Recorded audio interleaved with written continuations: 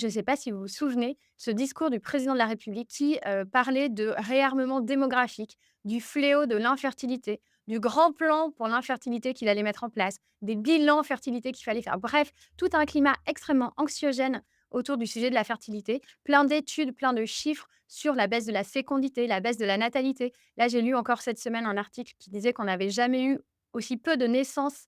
en France que depuis la Deuxième Guerre mondiale. Donc, en gros, on a le plus bas chiffre de natalité en 80 ans. Donc, voilà, il y a tout ce climat très anxiogène autour de la fertilité et que je trouve aussi assez pessimiste. De plus en plus d'études sur l'impact des perturbateurs endocriniens sur la fertilité, sur la baisse de la fertilité masculine, sur la qualité des ovocytes qui décroît, etc., etc. Et moi, ça m'a donné encore plus envie de continuer ce qu'on fait, de ne pas être dans cette fatalité, au contraire, de rendre les femmes actrices et les hommes d'ailleurs aussi, de les rendre plus autonomes, de leur donner des outils pour ne pas compter que sur la médecine, qui est ultra importante évidemment, mais pas que. Donc voilà, il y a eu ce contexte politique qui est venu un petit peu révéler encore plus tout notre travail, lui donner encore plus de sens, encore plus d'ampleur, cette espèce de d'opposition entre ce discours hyper fataliste qu'on entendait et nous, ce qu'on faisait, ce qu'on voyait que ça révélait chez les femmes.